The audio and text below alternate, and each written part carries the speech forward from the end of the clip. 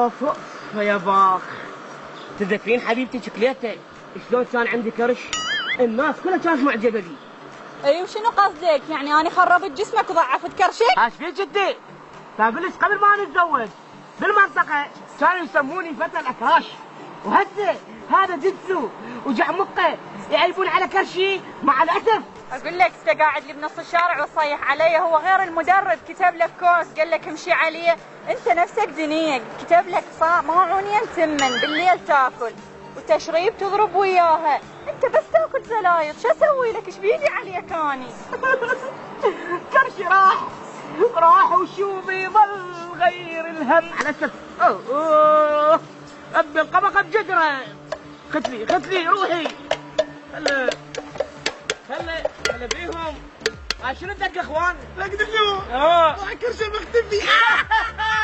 لك غدي مو قلت لك لا تتزوج، كان باقي لك معونية تشريب وتاخذ بناء الاكراج. اضحك هسه اخوان ما شاء الله عليكم، كروشتكم صاعده. ايش عبالك الان؟ العفو هالايام وين قاعد تتمرنون بالحسد؟ ليلا يم الحاتم.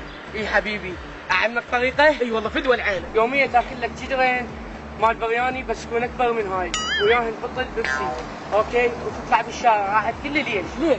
انا اقول لك تروح تدور لك على فاتحه، بس تكون فاتحه معدله، انت تعرف شلون تاكل. عافيكم. لك ايش سوى؟ شنو؟ لك شلون تعطي كورس؟ اي والله صحيح. لك احنا اخذناه ب 20,000. اي. لك عرفته منو؟ لا. ما عليه زين. منو هذا؟ لك هذا كان من نفوت يقول هي معاف هي. اي والله صدق. بابا لك يوزعون على الرجل بدك تمات. تعال.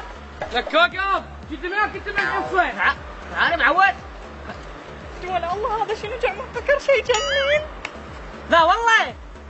طب وجواب الدرشيقه. ها شكو احترقنا؟ الوالي احترقنا ما وجوعان. ها شلون بالوهاي؟ لك شلون عايله قبر هاي؟ وين عليكم؟ طب وجواب الدرشيقه.